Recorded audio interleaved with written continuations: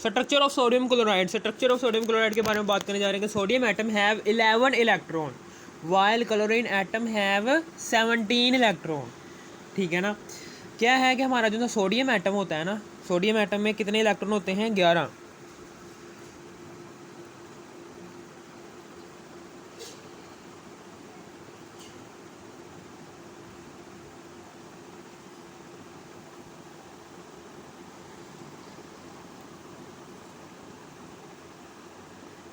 ये sodium atom है, इसके पहले शेल में 2 इलेक्ट्रॉन होते हैं और सेकंड लास्ट शेल में 8,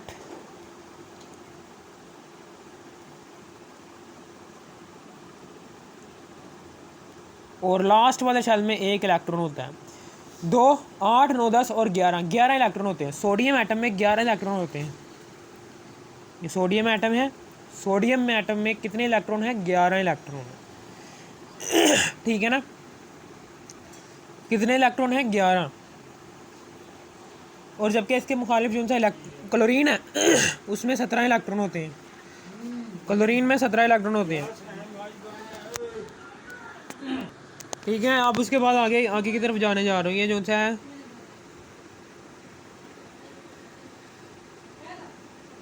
पीछे ना देखिए, बड़ा कुत्ता। ये देखें ऐसे करिए। और फिर उसके बाद इसका क्लोरीन एटम में कितने इलेक्ट्रॉन होते हैं? 17 इलेक्ट्रॉन होते हैं। क्लोरीन एटम में 17 इलेक्ट्रॉन होते हैं। ठीक है ना। ये 2 इलेक्ट्रॉन ये वाले हैं। ठीक है।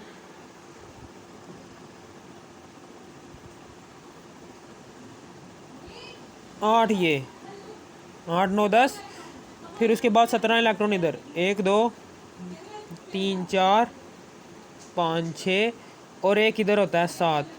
17 इलेक्ट्रॉन इधर होते हैं।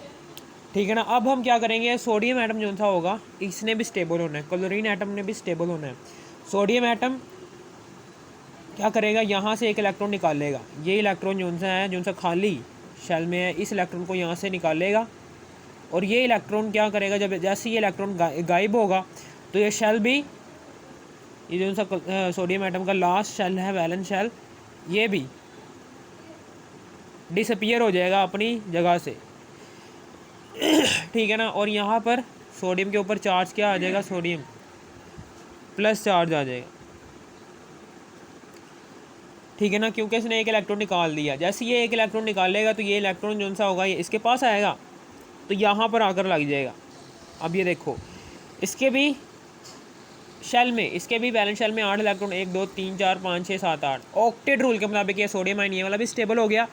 और ये जो सा क्लोरीन है इसने चूंकि एक इलेक्ट्रॉन लिया है, एक इलेक्ट्रॉन इसने लिया है तो इसलिए इस पर नेगेटिव चार्ज है, क्योंकि इसने किसी से उधार लिया है।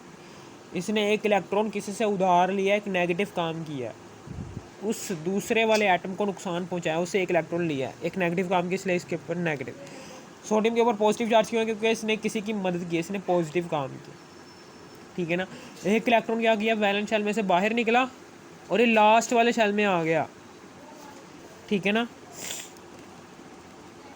सोडियम, ठीक है ना, सोडियम आयन के लास्ट वाले शेल से एक इलेक्ट्रॉन निकला, वो वाला वैलेंस शेल गायब हो गया और इसके सेकंड लास्ट शेल में पहले से ही 8 इलेक्ट्रॉन थे, इसलिए सोडियम आयन भी ऑक्टेट रूल के मुताबिक स्टेबल हो गया। और क्लोराइड के वैलेंस शेल, क्लोरीन के वैलेंस शेल में 7 इलेक्ट्रॉन थे। जैसे उसने एक इलेक्ट्रॉन लिया सोडियम एटम से तो ये बन गया क्लोराइड, और क्लोराइड के वैलेंस शेल में भी 8 इलेक्ट्रॉन हो गए और ये भी ऑक्टेट रूल के मुताबिक स्टेबल हो गया। ठीक है ना। अब उसके बाद सोडियम आयन और ये क्लोराइड आयन, क्योंकि ये पॉजिटिव और नेगेटिव आपस में अट्रैक्शन रखने की वजह से, हमेशा याद रखना कि ऑपोजिटली चार्ज्ड आयंस ऑलवेज क्या करेंगे, ये एक दूसरे को अट्रैक्ट करेंगे, ऑलवेज अट्रैक्ट ईच अदर। दोनों आयंस क्या करेंगे, पॉजिटिव और नेगेटिव अट्रैक्ट करेंगे और आपके पास यहाँ पर सोडियम क्लोराइड बन जाएगा। इस तरह से सोडियम क्लोराइड बनता है। Structure of sodium chloride, sodium atom have 11 electron, 11 electron होते हैं, while chlorine atom have 17 electron. इसमें 17 इलेक्ट्रॉन होते हैं, इसमें 11 इलेक्ट्रॉन होते थे।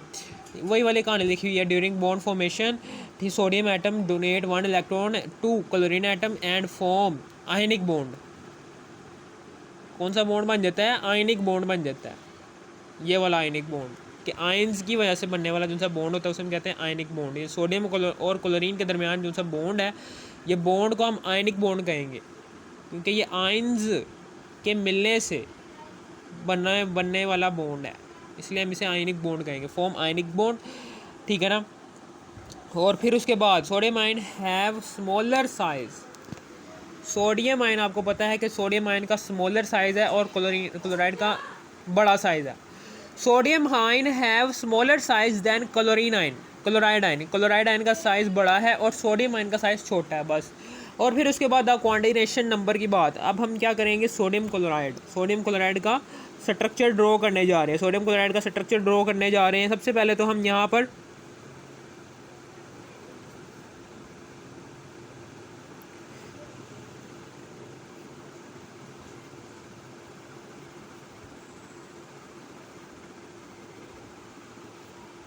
ठीक है ना, यहाँ पर हम क्या करेंगे,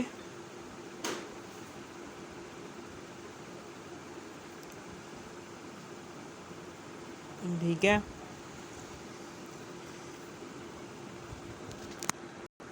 हम क्या करेंगे, अब हम क्या करेंगे यहाँ पर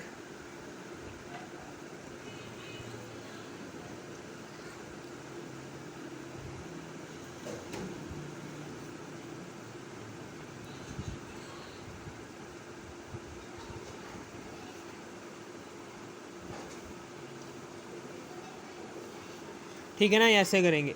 और फिर उसके बाद यहाँ पर क्या करेंगे, यहाँ पर एक बड़ा सा एक एटम आएगा,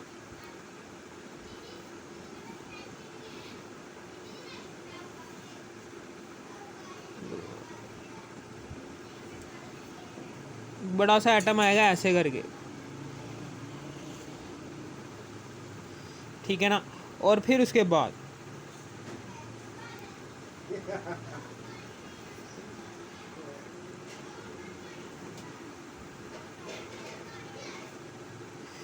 ठीक है ना, समझ आ गई। अब हम क्या करेंगे, हमने सोडियम क्लोराइड का स्ट्रक्चर ड्रॉ कर दिया, यहाँ पर सोडियम क्लोराइड का स्ट्रक्चर ड्रॉ कर दिया। यहाँ पर कोऑर्डिनेशन नंबर क्या होता है, ठीक है ना। कोऑर्डिनेशन नंबर क्या होता है कि जब एक यहाँ पर ये छोटा वाला है जी पॉजिटिव, छोटा वाला क्या है, ये पॉजिटिव वाला है, ये नेगेटिव है, ठीक है। ये देखें, यहाँ पर सोडियम क्लोराइड का स्ट्रक्चर हमने ड्रॉ करवा दिया है, ठीक है ना। अब कोऑर्डिनेशन नंबर होता क्या है कि एक आयन को उसके ऑपोजिटली चार्ज्ड आयंस ने कितनी तादाद में घेरा हुआ, उसको कहते हैं कोऑर्डिनेशन नंबर, ठीक है ना।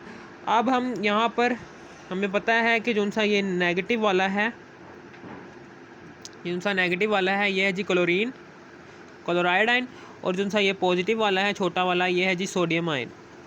सबसे पहले हम सोडियम आयन का कोऑर्डिनेशन नंबर बताते हैं। सोडियम आयन ये है, सोडियम आयन के इर्द गिर्द कितने क्लोराइड आयन एग्जिस्ट कर रहे हैं, 1 2 3 4। और हमेशा याद रखना कि इसके सामने भी एक लेयर होती है। सोडियम क्लोराइड के स्ट्रक्चर में एक लेयर नहीं होती, सोडियम क्लोराइड के स्ट्रक्चर में बहुत सी ऐसी लेयर्स आपस में मिली होती हैं, ठीक है ना, समझ आ गई।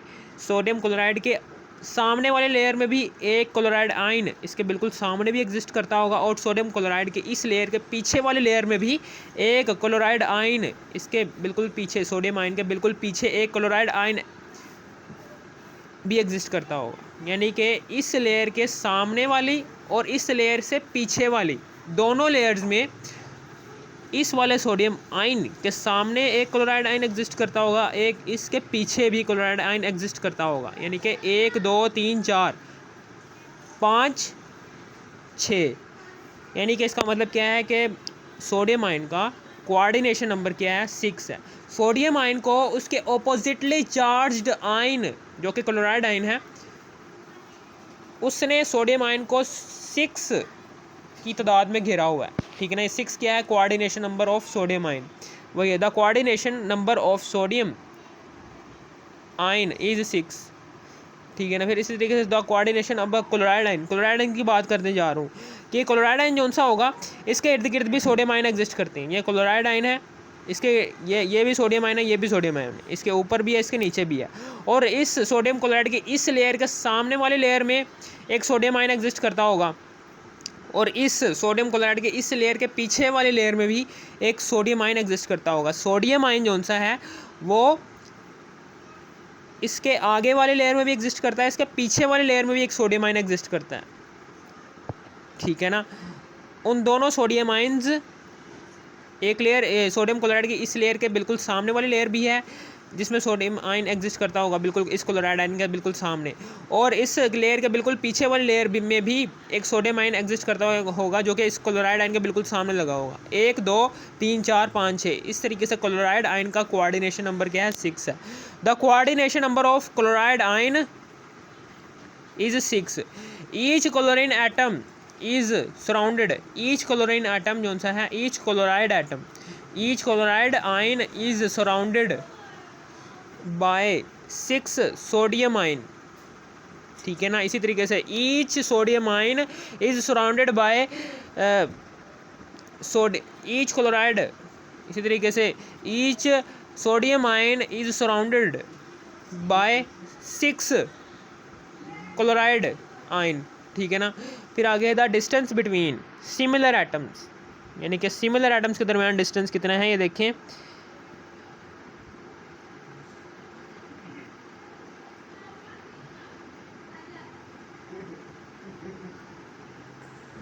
ये न्यूक्लियस है बीच में, ये भी न्यूक्लियस है, ये भी न्यूक्लियस है, ये भी न्यूक्लियस है, ठीक है, ठीक है।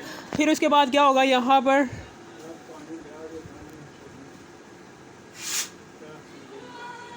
ये सिमिलर आयन के दरमियान, सिमिलर आयन जोन से हैं उनके न्यूक्लियस के दरमियान जो सा डिस्टेंस है वो वाला, और डिसिमिलर आयन के न्यूक्लियस के दरमियान डिस्टेंस, सिमिलर आयन के न्यूक्लियस के दरमियान डिस्टेंस और डिसिमिलर आयन्स के न्यूक्लियस के दरमियान डिस्टेंस, उसकी बात कर रहा हूँ। The distance between two similar ions, two similar ions के दरमियान डिस्टेंस जो सा होता है वो 5.63 एंगस्ट्रॉम होता है, 5.63 एंगस्ट्रॉम, ठीक है ना।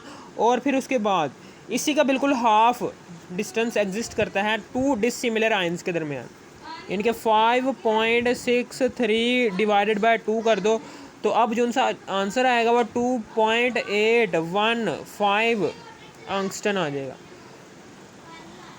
ठीक है ना। टू सिमिलर आयन्स के दरमियान डिस्टेंस जो सा है वो ये है 5.63 एंगस्ट्रॉम, और जब दो डिसिमिलर आयन्स के न्यूक्लियस के दरमियान डिस्टेंस जो सा होगा वो इसके बिल्कुल हाफ होगा। 5.63 को डिवाइड कर देंगे 2 के साथ तो हमारे पास ये आ जाएगा 2.815 एंगस्ट्रॉम। अगर आपको इस वीडियो की ज़रा सी भी समझ आ गई, थोड़ी सी भी समझ आ गई, इस वीडियो कर दो लाइक और सब्सक्राइब और शेयर भी कर देना। Thanks for watching me.